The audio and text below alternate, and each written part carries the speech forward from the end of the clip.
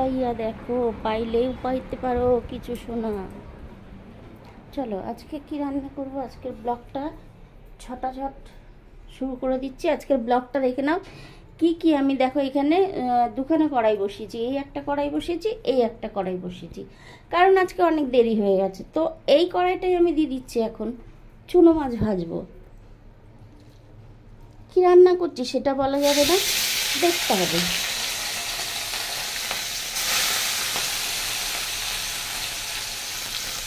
গঙ্গার একদম চুনো মাছ, অনেক রকম মিশানো মাছ গঙ্গার।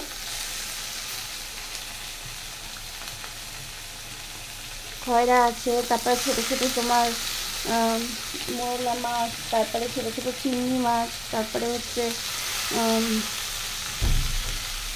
এই যে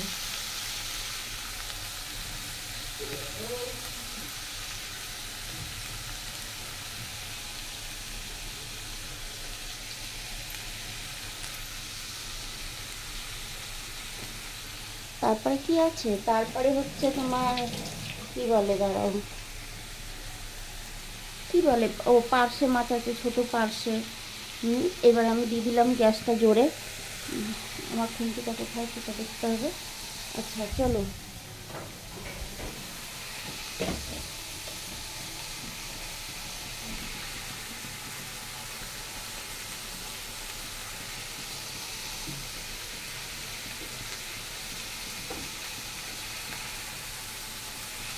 এই কড়াইতে আমি দিয়ে দিচ্ছি আলু।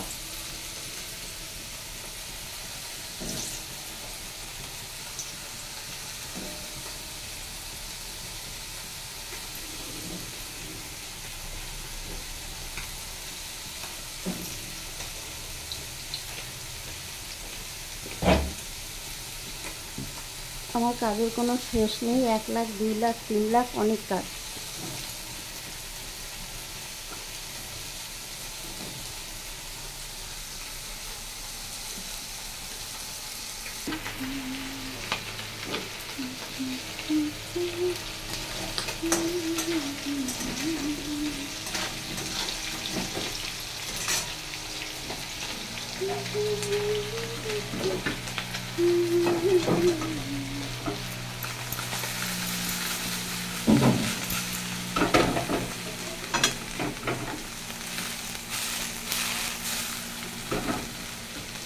চুনো মাছে খুন্তি দেওয়া যাবেই না, কারণ মাছ গুঁড়ো হয়ে গেলে আমার মাথা এমনি গরম হয়ে যাবে। সে চুনো মাছ হোক আর বড় মাছ হোক, যেই মাছই হোক।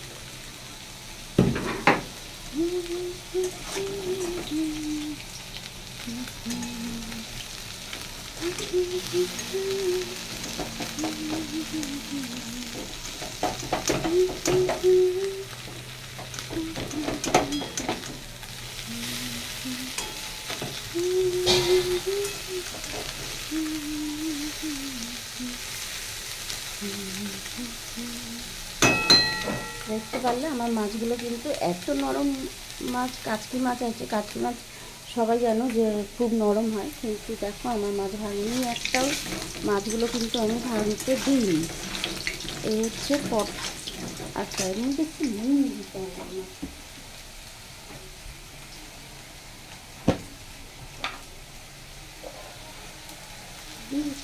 নুন যাতে আলুটা খুব ভালো করে ভাজা হয়ে যায়।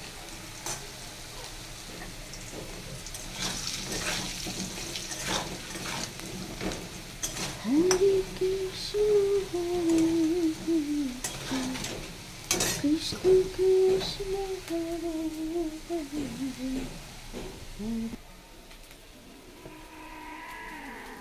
আরে আজকে বড় মাছ নেই, ওরকম করিস না।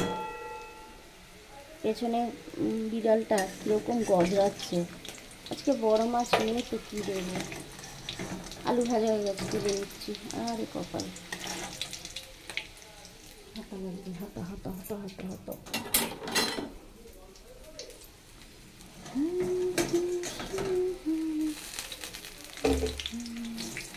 এটা আমার ভাজা হয়ে গেছে। ওর মধ্যে কী দেবো সেটা চিন্তা করে নিই।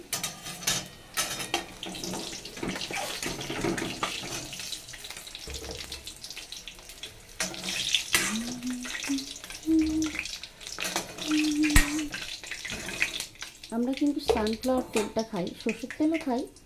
দিয়ে দিচ্ছি পটল।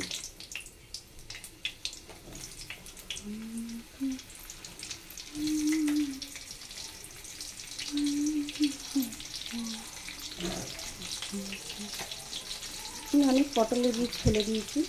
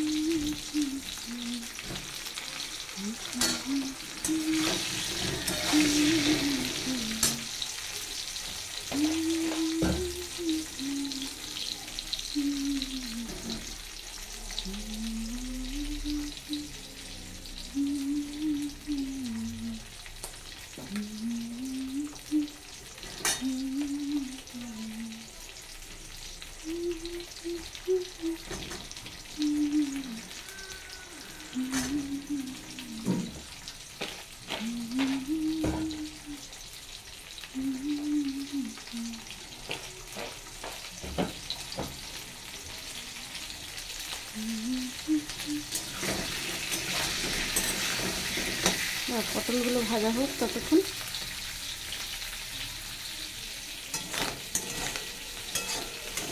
কত সুন্দর মাছগুলো ভেজেছি তেলে, অল্প তেলে ভেজেছি বলেই এত সুন্দর হয়েছে ভাজা। ভাজাটা আমি নামিয়ে নেব।